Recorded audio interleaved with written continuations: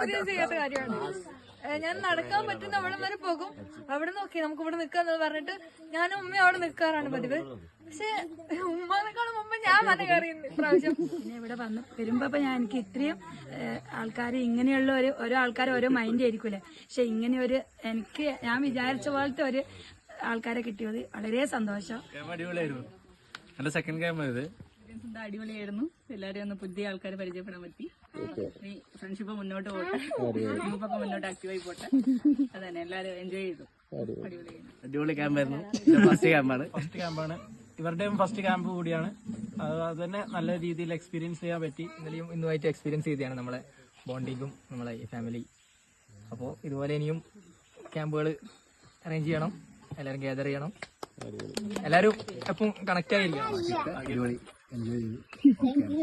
എന്താ പറയാ, ക്യാമ്പിന്റെ അടിപൊളിയായിരുന്നു. എല്ലാവരും ഒരേ മൈൻഡ്, ദൈവം പറഞ്ഞാൽ എല്ലാവരും ഒരേ മൈൻഡ് ആയതുകൊണ്ട് ആ ഒരു ഓളത്തിൽ അങ്ങനെ അവസാനം വരെ, ആദ്യം തൊട്ട് അവസാനം വരെ പോയി. ഒരു അടിപൊളി വൈബായിരുന്നു. എല്ലാവരും ഒരേപോലെ തന്നെ മാക്സിമം എൻജോയ് ചെയ്തു. പൊതുവെ വരുമ്പോൾ ആരെങ്കിലും ലെഫ്റ്റ് ഔട്ട് ആവും, അല്ലെങ്കിൽ കുറച്ച് ഗ്യാങ്സ് ഒക്കെ ആയിട്ട് പോകുന്ന ക്യാമ്പ്സിനൊക്കെ നമ്മൾ കാണും. പക്ഷെ ഇതിലങ്ങനെ ഒന്നുമില്ല. എന്റെ വരെ എല്ലാവരും ഒറ്റക്കെട്ടായിട്ട് നിന്നു, എല്ലാവരും മാക്സിമം എൻജോയ് ചെയ്തു, ഒരേ വൈബിലെത്തിയിട്ട് ഫുൾ അടിപൊളിയാക്കി. പിന്നെ എല്ലാരും ഒറ്റ വൈബായതുകൊണ്ട് അന്ന് അത്ര ഒന്നും കുഴപ്പമില്ല, എല്ലാരും നല്ല വൈബിലായിരുന്നു. ഇപ്പൊ ക്യാമ്പ് നല്ല പൊളിച്ച് അടിപൊളിയായിരുന്നു. ഒരുപാട് എൻജോയ് ചെയ്തു.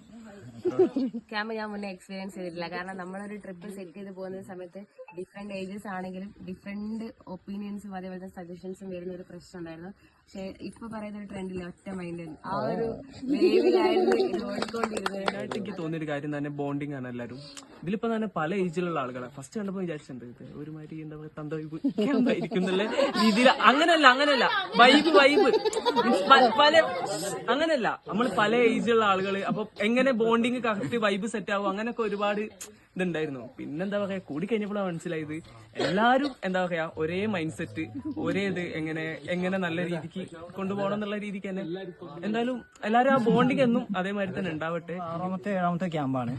പക്ഷെ സ്ട്രേഞ്ചേഴ്സ് ക്യാമ്പായിട്ട് ഫസ്റ്റ് ക്യാമ്പാണ് കിട്ടുന്നത്. അത്ര വൈബാവെന്ന് വിചാരിച്ചിട്ടില്ല. സാധാരണ പോകുമ്പോഴൊക്കെ 3-4 ആൾക്കാർ എപ്പോഴും കൂടെ ഉണ്ടാവും, ഓരോരു ഗ്യാങ് ആയിട്ട് പോവുക ചെയ്യാം. ഇതിപ്പോ അതിന്റെ ഒന്നും ആവശ്യം വന്നിട്ടില്ല, നൈസായിരുന്നു. ഫസ്റ്റ് ക്യാമ്പാണ്. ഈ ക്യാമ്പിന്റെ ഓരോ മൊമെന്റും ആസ്വദിച്ചെന്ന് പറയുന്നത് ശരിക്കും സംഭവിച്ചൊരു സ്ഥലമാണ്. അതുപോലെ ഓരോ മൊമെന്റും രസകരമായിരുന്നു. ഇതുപോലെ ക്യാമ്പിൽ പങ്കെടുക്കണമെന്ന് കുറേ കാലം കൊണ്ടൊക്കെ ഇങ്ങനെ വിചാരിച്ചിരിക്കും. പക്ഷെ സെലക്ട് ചെയ്ത ഫസ്റ്റ് ക്യാമ്പ് തന്നെ ഭയങ്കര നല്ലൊരു എക്സ്പീരിയൻസ് ആണ് വന്നിട്ടുള്ളത്.